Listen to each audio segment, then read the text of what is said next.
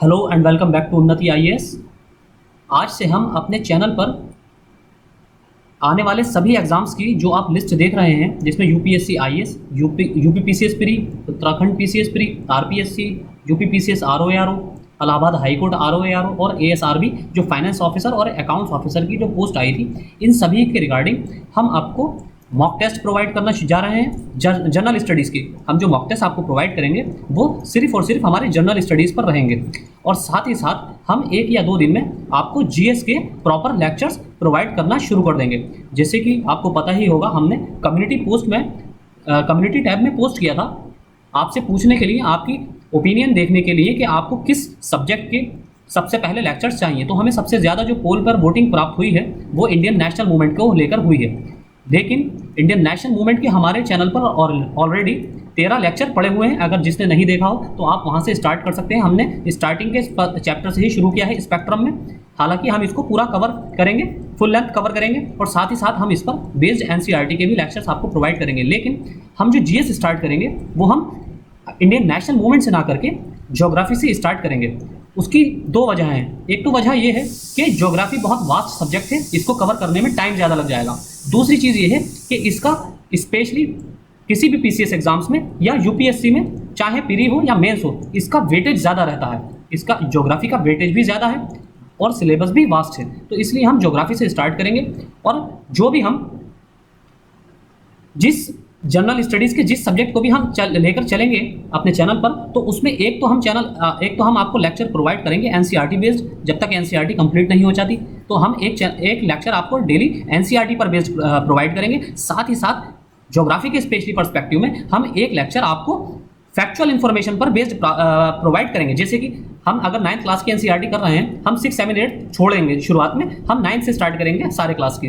History की हम 6 से ही करेंगे, क्योंकि हिस्ट्री में 6th क्लास से भी इंपॉर्टेंट क्वेश्चंस आ जाते हैं। लेकिन ज्योग्राफी को हम 9th क्लास से पहले स्टार्ट करेंगे, लेकिन सबसे लास्ट में हम 6, 7, 8 की क्लास की एनसीईआरटी कवर कराएंगे।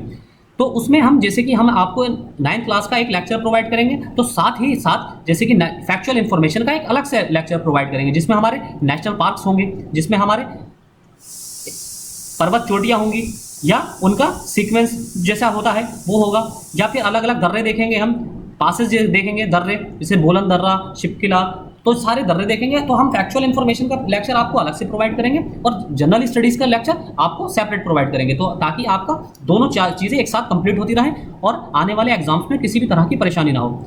दूसरी चीज़, हम यूपीएससी प्री का आपको 20 तारीख से टेस्ट सीरीज लॉन्च करने जा रहे हैं। 10 अक्टूबर को, जैसे कि आपको पता ही है, हम आपको 10 फुल लेंथ टेस्ट प्रोवाइड करेंगे। 100 क्वेश्चंस के जनरल स्टडीज़ पेपर 1 के, जीएस पेपर 1 के फुल लेंथ 10 टेस्ट आपको प्रोवाइड करेंगे, और इसमें हम सी सेट के पेपर प्रोवाइड नहीं करेंगे। अगर आप चाहते हैं हम सी सेट के भी प्रोवाइड करें तो हम उस पर सोचेंगे, लेकिन हम आपको 10 टेस्ट जनरल स्टडीज़ पेपर 1 के तो 100% प्रोवाइड करेंगे। साथ ही साथ जैसा कि हमने आपको कम्युनिटी पोस्ट में टैब में भी बताया था कि हम द हिंदू का एडिटोरियल का Hindi discussion with Hindi content आपको प्रोवाइड करेंगे। लेकिन जैसे कि आपको पता ही है कि स्पेशली मेंस जो हमारे मुख्य एग्जाम सर पर हैं, जैसे कि यूपीएससी प्री नेक्स्ट मंथ है 10 तारीख को, और 24 तारीख को यूपीएससी प्री है 24 तारीख को, 24 अक्टूबर। तो इसलिए हम इस मंथ और नेक्स्ट मंथ द हिंदू को पोस्टपोन कर रहे हैं, और द हिंदू हम 1 नवंबर से स्टार्ट करेंगे। उसका आपको हिंदी डिस्कशन मिलेगा, प्लस हिंदी ही उसको मटेरियल हम आपको ट्रांसलेटेड मटेरियल प्रोवाइड करेंगे, और हिंदी में ही आपको नोट्स बनाकर टेलीग्राम पर प्रोवाइड करेंगे विद पीडीएफ। आज के लेक्चर में हम अपने जनरल स्टडीज़ के कुछ क्वेश्चन देखेंगे। तो शुरू करते हैं हम अपने पहले क्वेश्चन से। हमने इसमें आज ज्योग्राफी के, जिसमें हमारा इंडिया और वर्ल्ड ज्योग्राफी दोनों इंक्लूड है, साथ ही साथ पॉलिटी के क्वेश्चंस इंक्लूड किए हैं, और हिस्ट्री के, जिसमें हमारी एंशिएंट, मेडिएवल और मॉडर्न हिस्ट्री तीनों ही इंक्लूड हैं, जो आपके सारे आने वाले सारे एग्जाम्स, जिसमें UPPCS, UPPSC, RO ARO, Allahabad high court, ASRB, सारे ही एग्जाम्स कवर हो जाएंगे। तो शुरू करते हैं अपने पहले क्वेश्चन से। पहला क्वेश्चन है हमारा, निम्न में से सही कथन चुनिए। Choose the correct statement from the following. Statement 1, archaean चट्टानें पृथ्वी की प्राचीनतम चट्टानें हैं। Archaean rocks are the oldest rock of the earth. Statement 2, प्रायद्वीपीय भारत का 2/3 भाग आर्कियन चट्टानों का बना हुआ है। 2/3 of peninsular India is made up of archaean rocks. Option A केवल 1, ऑप्शन बी केवल 2, ऑप्शन सी दोनों, और ऑप्शन डी कोई नहीं। तो आई होप आप सभी ने पढ़ ही रखा होगा। तो इसका सही आंसर है ऑप्शन सी, दोनों ही स्टेटमेंट एकदम सही है। अगला क्वेश्चन है हमारा, क्वेश्चन नंबर 2, निम्न में से कौन सी परतदार चट्टानें हैं? Which of the following is a flaky rock? या आप परतदार को क्या कह सकते हैं? Folded rocks, folded rocks, flaky या फोल्डेड कहते हैं, स्पेशली फोल्डेड ही कहते हैं। स्टेटमेंट 1 है हमारा आर्कियन क्रम, आर्कियन सीरीज, धारवाड़ और कुड़प्पा। तो आपको बताना है कि कौन सी परतदार यानी कि फोल्डेड चट्टानें हैं जिसमें परत दर परत कंस्ट्रक्शन होता है, संरचना उनकी बनती है। ऑप्शन ए 1 और 2, ऑप्शन बी केवल 2, ऑप्शन सी 1 और 3 और ऑप्शन डी 2 और 3। तो इसका सही आंसर है ऑप्शन डी 2 और 3। आर्कियन क्रम की चट्टानों के अपरदन एवं निक्षेपण के फलस्वरूप धारवाड़ क्रम की चट्टानों का निर्माण होता है। ये प्राचीनतम परतदार चट्टानें हैं। अगला क्वेश्चन है हमारा क्वेश्चन नंबर 3, भारत के भौतिक स्वरूप के संदर्भ में सही कथन चुनिए। इसमें सेकंड क्वेश्चन में हमने जो बताया आपको, अभी क्वेश्चन देखा था, इसमें परतदार चट्टानें, इसका आंसर है ऑप्शन बी केवल 2, केवल 2 इसका आंसर है। तो इसको आप करेक्ट कर लीजिए, इसमें केवल 2 आएगा, ऑप्शन बी केवल 2। धारवाड़ क्रम की चट्टानों का निर्माण हुआ है। प्राचीनतम परतदार चट्टानें कौन सी है? धारवाड़। अगला क्वेश्चन, क्वेश्चन नंबर 3, भारत के भौतिक स्वरूप के संदर्भ में सही कथन चुनिए। Choose the correct statement regarding the physical character of India. Statement 1, Bharat के 40% से अधिक क्षेत्रफल पर मैदानी भाग पाए जाते हैं। Plains are found on more than 40% area of India, geographical area of India. Statement 2, Bharat के 30% से अधिक क्षेत्रफल पर पठारी भाग पाए जाते हैं। Plateaus areas are found in on more than 30% area of India. Option A केवल 1, ऑप्शन बी केवल 2, ऑप्शन सी दोनों और ऑप्शन डी कोई नहीं। तो आपका सही आंसर है ऑप्शन ए केवल 1। भारत के 43.7% भाग यानी कि 40% से अधिक भाग पर मैदानों का विस्तार है और 27.7% भाग पर पठारों का विस्तार पाया जाता है और रिमेनिंग जो है वो हमारा पहाड़ी एरियाज हैं। अगला क्वेश्चन है क्वेश्चन नंबर 4, निम्न में से कौन सी हिमालय की सबसे नवीन पर्वत श्रेणी है? देखिए, हमने आज के मॉक टेस्ट में हर लेवल का क्वेश्चन रखा है, चाहे वो यूपीएससी लेवल हो, चाहे वो पीसीएस लेवल हो, चाहे एएसआरबी का लेवल हो, ये सारे ही, और चाहे वो आरओ हो, चाहे पीसीएस का आरओ हो या फिर इलाहाबाद हाईकोर्ट का आरओ हो, सारे से एग्जाम से ही रिलेटेड हमने लेवल को मेंटेन करने की कोशिश की है, इसलिए आपको मिक्स क्वेश्चंस मिलेंगे। तो सबसे नवीन पर्वत श्रेणी निम्नलिखित में से कौन सी है? ऑप्शन ए बृहद या महान Himalaya, greater Himalayas, option B लघु या मध्य Himalaya, middle Himalayas, option C बाह्य या शिवालिक हिमालयास और ऑप्शन डी उपरोक्त में से कोई नहीं। तो इसका सही आंसर है ऑप्शन सी, बाह्य या शिवालिक हिमालय। डायरेक्ट एनसीईआरटी का क्वेश्चन है, डायरेक्ट एनसीईआरटी का। शिवालिक हिमालय की सबसे बाहरी एवं दक्षिणी श्रृंखला को शिवालिक हिमालय कहा जाता है तथा यह हिमालय की सबसे नवीन पर्वत श्रेणी है। आपने देखा होगा कि हिमालय का जो क्रम है श्रेणियों का वो क्या है? सबसे पहले काराकोरम है, उसके बाद काराकोरम, लद्दाख, फिर जास्कर और यहाँ पर आपकी तिब्बत के साइड में कैलाश आ जाती है, कैलाश, और ये जास्कर के नीचे फिर आती है पीर पंजाल आती है, उसके नीचे धौलाधार, फिर आपकी महाभारत और उसके बाद शिवालिक रेंज जो है सबसे लास्ट में है। तो ये आपको क्रम भी याद होना चाहिए, नॉर्थ टू साउथ, सबसे पहले काराकोरम, फिर लद्दाख, कैलाश को अगर इंक्लूड ना करें हम तो कैलाश साइड हो जाएगा तिब्बत में, उसके लद्दाख के बाद आएगा जास्कर, फिर पीर पंजाल, फिर धौलाधार, फिर महाभारत, फिर शिवालिक। तो इस तरह इसका नॉर्थ टू साउथ क्रम है। अगला क्वेश्चन है हमारा क्वेश्चन नंबर 5, कश्मीर हिमालय के संदर्भ में सही कथन चुनिए। Choose the correct statement regarding the Kashmir Himalayas. Statement 1, ये सतलज और सिंधु नदी के मध्य स्थित है। It is situated between the Sutlej and Indus river. Statement 2, इसमें पीर पंजाल, धौलाधार तथा काराकोरम श्रेणियां पाई जाती हैं। Pir Panjal, Dhauladhar and Karakoram ranges are found in it. Statement 3, Dal झील, वुलर झील तथा पांगोंग सो झील कश्मीर हिमालय में स्थित है। Dal lake, Wular lake and Pangong Tso lake are located in Kashmir Himalayas. Option A 1 और 2, ऑप्शन बी 2 और 3, ऑप्शन सी 1 और 3 और ऑप्शन डी उपरोक्त सभी। तो आपको कश्मीर हिमालय के संदर्भ में सही कथन चुनना है। तो इसका सही आंसर है ऑप्शन डी, उपरोक्त सभी। Option D is the right answer.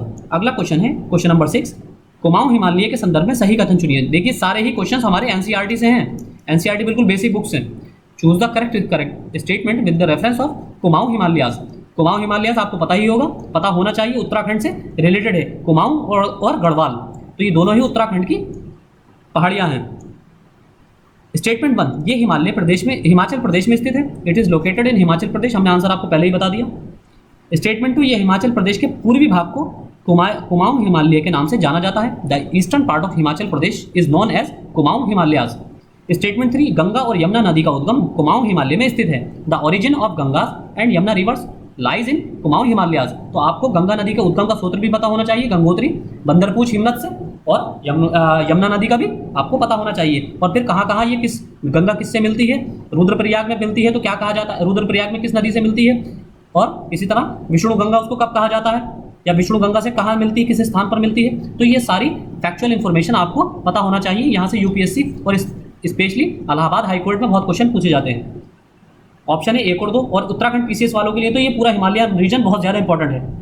Option B केवल 3, ऑप्शन सी 2 और 3, और ऑप्शन डी उपरोक्त सभी। तो इसका सही आंसर होगा ऑप्शन बी केवल 3। कुमाऊं हिमालय उत्तराखंड में स्थित है, जैसे कि हमने आपको बताया। उत्तराखंड राज्य के पश्चिमी भाग को गढ़वाल हिमालय तथा पूर्वी भाग को कुमाऊं हिमालय के नाम से जाना जाता है। इसी तरह जो उत्तराखंड का पूर्वी भाग है वहाँ द्वार संरचना होती है, और जो पश्चिमी भाग है वहाँ दून संरचना होती है। ये आपने एनसीईआरटी में पढ़ा होगा द्वार संरचना का, जैसे कि एग्जाम्पल है हरिद्वार, द्वार संरचना पे बेस्ड है। दून जैसे कि देहरादून, ये सारा पश्चिमी भाग को दून कहा जाता है, और पूर्वी भाग में द्वार संरचना पाई जाती है। अब द्वार संरचना कैसे बनती है ये आपके लिए एग्जाम पर्सपेक्टिव से बहुत इंपॉर्टेंट है। अगर आपने नहीं पढ़ा है तो एनसीईआरटी में पढ़ सकते हैं। अगला क्वेश्चन, क्वेश्चन नंबर 7, निम्न में से सही कथन चुनिए। Choose the correct statement from the following. Statement 1, पार्थिव ग्रह जोवियन ग्रहों से छोटे होते हैं जैसे पृथ्वी, मंगल आदि। Terrestrial planets are smaller than jovian planets like earth, Mars etcetera. Statement 2, jovian ग्रह बड़े होते हैं तथा ठोस अवस्था में पाए जाते हैं। Jovian planets are large and are found in solid state.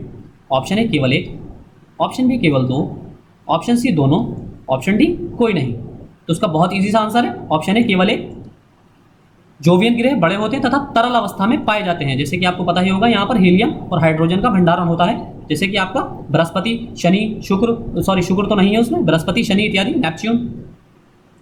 अगला क्वेश्चन, क्वेश्चन नंबर 8, ग्रहों के संबंध में कौन सा कथन सही नहीं है। Which statement is not correct in relation to planets या in context to planets. Option A, इनका अपना प्रकाश होता है तथा ये प्रायः ठंडे होते हैं। They have their own light and are usually cold. Option B, इनका आकार तारों की अपेक्षा छोटा होता है। Their size is smaller than that of stars. Statement option C, इसका घनत्व अधिक होता है तथा ये ठोस तथा द्रव किसी भी अवस्था में पाए जा सकते हैं। They have high density and can be found in any stage like solids and liquids. Option D, ग्रह सूर्य की परिक्रमा करते हैं। The planets revolve around the sun. तो आपको बताना है ग्रहों के संबंध में कौन सा कथन सही नहीं है। तो इसका सही आंसर है ऑप्शन ए, इनका अपना प्रकाश होता है तथा ये प्रायः ठंडे होते हैं। तो दे have their own light and usually cold. तो ये स्टेटमेंट गलत है, इसलिए ग्रहों का अपना प्रकाश नहीं होता तथा ये सूर्य के प्रकाश से प्रकाशित होते हैं। अगला क्वेश्चन है क्वेश्चन नंबर 9, बुध ग्रह के संबंध में सही कथन चुनिए। Choose the correct statement regarding the planet mercury. Statement 1, यह पार्थिव ग्रहों में सबसे छोटा ग्रह है। It is the smallest planet among the terrestrial planets. Statement 2, ये सौर मंडल का सर्वाधिक तीव्र कक्षीय गति वाला ग्रह है। It is the fastest orbital planet in the solar system. Option A केवल 1, ऑप्शन बी केवल 2, ऑप्शन सी दोनों, ऑप्शन डी कोई नहीं। तो इसका सही आंसर होगा ऑप्शन सी दोनों। बुध ग्रह 48 किलोमीटर प्रति घंटा की गति से 88 दिन में सूर्य की परिक्रमा करता है, इसलिए यह सर्वाधिक तीव्र कक्षीय गति वाला ग्रह है। अगला क्वेश्चन है क्वेश्चन नंबर 10, निम्न में से कौन सा सही सुमेलित नहीं है। Which of the following is not correctly matched. Option A, सूर्य से निकटतम ग्रह बुध, the closest planet to the sun Mercury. Option B, पृथ्वी से निकटतम ग्रह शुक्र, planet closest to earth Venus. Statement option C, सर्वाधिक गर्म ग्रह शुक्र, द हॉटेस्ट प्लैनेट वीनस। और ऑप्शन डी, सूर्य से सर्वाधिक दूर स्थित ग्रह शनि, the most distant planet from the sun is Saturn. तो आपको बताना है कौन सा सही सुमेलित नहीं है। तो ऑप्शन डी,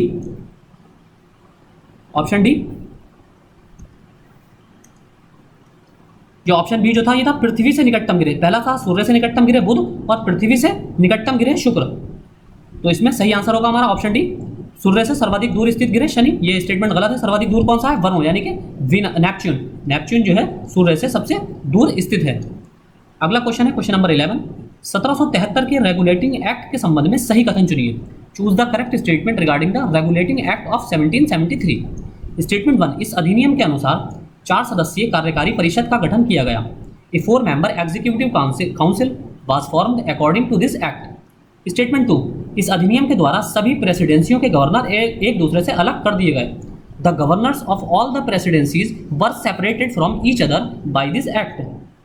ऑप्शन ए केवल एक, ऑप्शन बी केवल दो, ऑप्शन सी दोनों, ऑप्शन डी कोई नहीं। तो इसका सही आंसर होगा ऑप्शन ए केवल एक। इस अधिनियम के बाद मद्रास और बंबई के गवर्नर बंगाल के गवर्नर जनरल के अधीन हो गए, जबकि पहले सभी प्रेसिडेंसियों के गवर्नर एक दूसरे से अलग थे। अगला क्वेश्चन, क्वेश्चन नंबर 12, 1813 के चार्टर अधिनियम के संदर्भ में सही कथन चुनिए।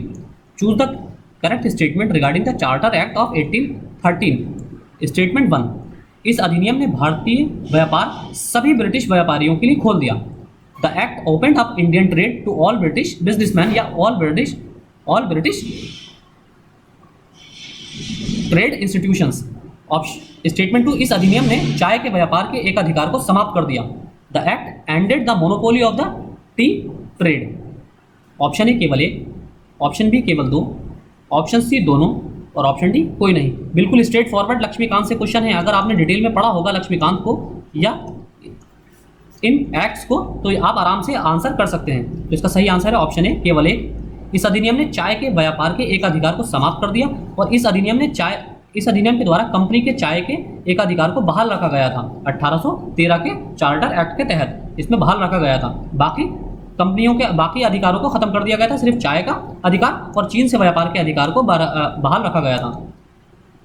अगला क्वेश्चन है क्वेश्चन नंबर 13, निम्न राज्यों को उनके गठन के क्रम में व्यवस्थित कीजिए। Arrange the following states in the order of their formation. पहला है गोवा, दूसरा है मणिपुर, तीसरा है मेघालय और चौथा है हिमाचल प्रदेश। तो आपको अरेंज करना है इनके गठन के वर्ष के अनुसार। ऑप्शन है 1 4 2 3, option B 2 1 4 3, option C 3 4 1 2, option D 4 2 3 1।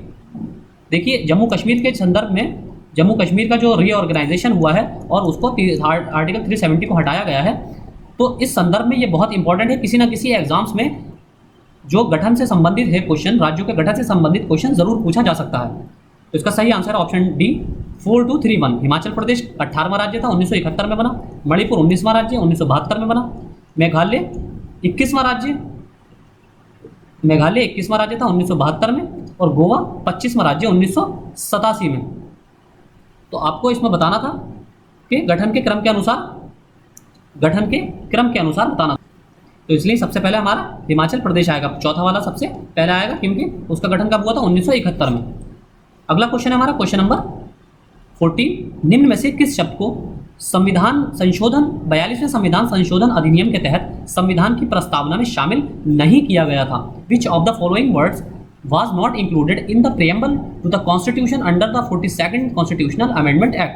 Option है समाजवादी सोशलिस्ट, ऑप्शन बी लोकतांत्रिक डेमोक्रेटिक, ऑप्शन सी धर्मनिरपेक्ष सेक्युलर और ऑप्शन डी अखंडता इंटीग्रिटी। तो इसका सही आंसर होगा, बहुत ईजी सा क्वेश्चन, ऑप्शन बी लोकतांत्रिक। जबकि इन तीनों शब्दों को संविधान संशोधन 42वें संविधान संशोधन 1976 के तहत जोड़ा गया था। अगला क्वेश्चन हमारा क्वेश्चन नंबर 15, निम्न में से सही कथन चुनिए। Choose the correct statement from the following. Statement 1, अनुच्छेद 33 सैन्य शासन से संबंधित है। Article 33 deals with military rule. Statement 2, अनुच्छेद 34 सशस्त्र बलों के मूल अधिकारों पर प्रतिबंध से संबंधित है। Article 34 deals with the ban on the basic rights of fundamental rights of armed forces. Fundamental rights of armed forces. Option A केवल एक, ऑप्शन बी केवल दो, ऑप्शन सी दोनों और ऑप्शन डी कोई नहीं। तो इसका सही आंसर ऑप्शन डी कोई नहीं। हमने शफल कर दिए थे दोनों ही स्टेटमेंट, दोनों ही प्रोविजन। अनुच्छेद 33 सशस्त्र बलों के मूल अधिकारों पर प्रतिबंध से संबंधित है, यानी कि फंडामेंटल राइट्स पर ये रेस्ट्रिक्शंस लगाता है, और अनुच्छेद 34 सैन्य शासन से संबंधित है। अगला क्वेश्चन है क्वेश्चन नंबर 16, निम्न में से कौन सा मूल अधिकार भारतीय नागरिक तथा विदेशियों दोनों को प्राप्त है। Which of the following fundamental right is available to the both Indian citizens and foreigners. Option A अल्पसंख्यकों की शिक्षा एवं संस्कृति संबंधी अधिकार। ऑप्शन बी लोक नियोजन के विषय में अवसर की समता, equality of opportunity in public services. Option C मानव व्यापार के विरुद्ध प्रतिषेध, प्रोहिबिशन अगेंस्ट ह्यूमन ट्रैफिकिंग। और ऑप्शन डी विचार अभिव्यक्ति एवं शांतिपूर्ण सम्मेलन का अधिकार, right to thoughts expression and peaceful conference. तो इसका सही आंसर है ऑप्शन सी मानव व्यापार के विरुद्ध प्रतिषेध, प्रोहिबिशन अगेंस्ट ह्यूमन ट्रैफिकिंग। ये भारतीयों और विदेशियों दोनों नागरिकों को यह अधिकार मूल अधिकार प्राप्त है। अगला क्वेश्चन क्वेश्चन नंबर 17, अनुच्छेद 22 के संबंध में निम्न में से कौन सा कथन सही नहीं है? Which of the following statement regarding article 22 is not correct? Option A, गिरफ्तार करने के आधार पर सूचना देने का अधिकार, right to give information on the basis of arrest. Option B, विधि व्यवसायी से परामर्श और प्रतिरक्षा कराने का अधिकार, right to consult and immunize the legal practitioner. Option C, दंड अधिकारी के सम्मुख 24 घंटे में यात्रा समय को हटाकर पेश होने का अधिकार, right to appear before the magistrate in 24 hours excluding the travel time. Option D, दंड अधिकारी द्वारा बिना अतिरिक्त निरोध दिए 24 घंटे में रिहा करने का अधिकार, right to release in 24 hours without additional detention by the magistrate. तो इसका सही आंसर होगा, आपको बताना है कौन सा कथन सही नहीं है। तो इसका सही आंसर है ऑप्शन सी, दंड अधिकारी के सम्मुख 24 घंटे में यात्रा समय को हटाकर, इसकी जगह होना चाहिए यात्रा समय को मिलाकर पेश होने का अधिकार, यात्रा समय को मिलाकर पेश होने का अधिकार। अगला क्वेश्चन है हमारा क्वेश्चन नंबर 18, सुमेलित कीजिए। यहाँ से हम एंशिएंट हिस्ट्री के क्वेश्चन है। मैच द फॉलोइंग, ऋग्वेदिक नदियाँ हैं और उनके आधुनिक नाम। पहले ये अस्किनी, क्या इसका नाम व्यास था? दूसरी है परुषणी, इसका नाम सतलज था। तीसरी है शतुर्दी, इसका नाम रावी था। और चौथी है विपाशा, इसका चिनाब। आपको सारी मैच करना है कि आधुनिक नाम कौन सी नदी का क्या है। तो इसका सही आंसर है ऑप्शन डी, 4 3 2 1। विपाशा, अस्किनी का चिनाब, जो आधुनिक नाम है चिनाब है, परुषणी का रावी, शतुर्दी का सतलज और विपाशा का व्यास। ये हमारा option D is the right answer. अगला क्वेश्चन है क्वेश्चन नंबर 19, निम्न में से कौन ऋग्वेद के रचनाकार हैं? Which of the following is the writer of Rigveda? Option A Dhanvantari, option B Bharat Muni, option सी विश्वामित्र और ऑप्शन डी विश्वकर्मा। तो बहुत ईजी सा question, straight forward, option A Dhanvantari is the right answer. अगला क्वेश्चन क्वेश्चन नंबर 20, जैन धर्म की मान्यताओं के अनुसार कौन सा पर्वत ऋषभ देव के शरीर त्याग से संबंधित है? According to the believes of Jainism, which mountain is related to the renunciation of Rishabh Deva? Option A Sammed पर्वत, ऑप्शन बी वितुलांचल पर्वत, Vitulanchal, option C Mount Abu और ऑप्शन डी कैलाश पर्वत। तो बहुत इजी सा क्वेश्चन है ये भी, option D is the right answer, Kailash पर्वत। अगला क्वेश्चन क्वेश्चन नंबर 21, निम्न में से कौन सा सही सुमेलित है? Which of the following is correctly matched? Wahhabi आंदोलन और नेतृत्व करता। बरेली में वहाबी आंदोलन क्या सैयद अहमद खान नेतृत्व किया था इन्होंने? बिहार में इनायत अली द्वारा और बंगाल में तीतू मीर द्वारा। आपको सुमेलित करना है कि किसने किस स्थान पर किस नेता ने इसका नेतृत्व किया था या लीडरशिप की थी। ऑप्शन ए केवल एक, ऑप्शन बी 2 और 3, ऑप्शन सी 1 और 3 और ऑप्शन डी उपरोक्त सभी। तो इसका सही आंसर ऑप्शन डी उपरोक्त सभी। अगला क्वेश्चन क्वेश्चन नंबर 22, 1857 की क्रांति के संदर्भ में कौन सा कथन सही नहीं है? Which statement is not correct in the context of the revolution of 1857? Option A, इस क्रांति का सूत्रपात मंगल पांडे द्वारा किया गया था। This revolution was initiated by Mangal Pandey. Option B, क्रांति का दिन 21 जून 1857 निर्धारित था। The day of revolution was scheduled 21 June 1857। Statement 3, क्रांति का उद्देश्य अंग्रेजों को भारत से बाहर निकालना तथा भारत को स्वाधीन कराना था। The purpose of the revolution was to drive the British out of India and make India independent. Option D, जुलाई 1858 तक क्रांति का पूर्णतः दमन कर दिया गया था। By July 1858 the revolution had been completely suppressed. तो इसका सही आंसर है ऑप्शन बी, क्रांति का दिन जो था वो 31 मई 1857 निर्धारित था। 31 मई 1857। अगला क्वेश्चन है क्वेश्चन नंबर 23, भारतीय राष्ट्रीय कांग्रेस के संबंध में कौन सा कथन सही नहीं है? Which statement regarding Indian national Congress is not correct? Option ए, इसके प्रथम अधिवेशन की अध्यक्षता व्योमेश चंद्र बनर्जी ने की थी। डब्ल्यू सी बनर्जी, आपने पढ़ा होगा स्पेक्ट्रम में। Its first session was presided over by Vyomesh Chandra Banerjee. Option B, इसके प्रथम अधिवेशन में 72 प्रतिनिधियों ने भाग लिया। 72 delegates attended it's first session. Statement 3, option 3, इसकी स्थापना ए.ओ. ह्यूम द्वारा के प्रयासों द्वारा की गई थी। It was founded by the efforts of A.O.. Hume. Statement option D, इसका प्रथम अधिवेशन मद्रास में आयोजित किया गया था। It first session was held in Madras. तो इसका सही आंसर है, आपको बताना है कि कौन सा ऑप्शन इसमें सही नहीं है। तो सही कौन सा ऑप्शन गलत है इसमें? ऑप्शन डी, इसका प्रथम अधिवेशन मद्रास में नहीं बल्कि बंबई में आयोजित किया गया था। अगला क्वेश्चन क्वेश्चन नंबर 24, स्वदेशी आंदोलन के तहत बंगाल को किस आधार पर विभाजित किया गया? On what basis Bengal was divided under the swadeshi movement? एकदम स्पेक्ट्रम से डायरेक्ट क्वेश्चन। स्टेटमेंट 1 भाषा के आधार पर बेस्ड ऑन लैंग्वेज और स्टेटमेंट 2 धर्म के आधार पर based on religion. Option A केवल 1, ऑप्शन बी केवल 2, ऑप्शन सी दोनों और ऑप्शन डी कोई नहीं। तो इसका सही आंसर है ऑप्शन सी, दोनों। इन दोनों ही आधारों पर बंगाल का विभाजन किया गया था। अगला है हमारा लास्ट क्वेश्चन आज का, क्वेश्चन नंबर 25। निम्न कथनों पर विचार कीजिए। Consider the following statements. Statement 1, दिसंबर 1903 बंगाल विभाजन की सार्वजनिक घोषणा, public declaration of partition of Bengal. Statement 2, 7 अगस्त 1905 बंगाल विभाजन के विरोध में कलकत्ता के टाउन हॉल में प्रदर्शन, demonstration in Calcutta town hall against the partition of Bengal. Statement 3, 16 अक्टूबर 1905 बंगाल विभाजन विधिवत रूप से लागू, 16 अक्टूबर में Bengal partition duly implemented, officially implemented. उपरोक्त में से कौन सा या कौन से सही हैं? सही कथन आपको बताना है। ऑप्शन ए केवल 1, ऑप्शन बी 2 और 3, ऑप्शन सी केवल 3 और ऑप्शन डी उपरोक्त सभी। तो इसका सही आंसर है ऑप्शन डी, उपरोक्त सभी। आपसे ये क्वेश्चन इस तरह से भी पूछा जा सकता है कि निम्नलिखित घटनाओं को, बंगाल विभाजन से संबंधित निम्नलिखित घटनाओं को उनके कालक्रम अनुसार व्यवस्थित कीजिए। आपको दे दिया जाएगा बंगाल विभाजन की सार्वजनिक घोषणा, बंगाल का विधिवत रूप से लागू होना, कलकत्ता के टाउन हॉल में बंगाल विभाजन का विरोध।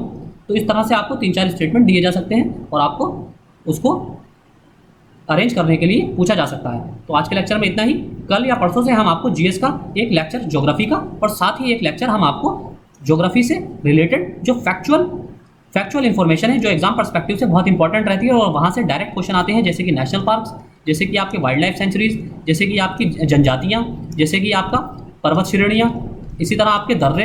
तो यहाँ से डायरेक्ट क्वेश्चन आते हैं, तो इनको हम कवर करेंगे और इसमें ही हम आपका इंडियन और वर्ल्ड दोनों ज्योग्राफी कवर करेंगे। जैसे कि आपको पता होगा महासागरीय धाराएं पूछ ली जाती हैं, कौन कौन सी धाराएं कहाँ बहती हैं, ठंडी और गर्म धाराएं और अलग अलग महासागरीय धाराओं के नाम। तो इस तरह से हम सारे ही कवर करते चलेंगे एक फैक्चुअल लेक्चर में हम आपको इन सारी चीज़ों को कवर कराएंगे। और जो थियोरटिकल लेक्चर जो रहेगा वो हमारा ज्योग्राफी का, वो एनसीईआरटी पर बेस्ड रहेगा। हम क्लास 9 से स्टार्ट करते हुए आगे तक चलेंगे, 12 तक चलेंगे। उसके बाद फिर हम रेफरेंस बुक्स स्टार्ट कर देंगे। एक बार सबसे पहले हम एनसीईआरटी कवर करेंगे सारे सब्जेक्ट से, फिर हम एक एक करके सारे रेफरेंस बुक्स कंप्लीट करेंगे। तो आज के लेक्चर में इतना ही। Thank you.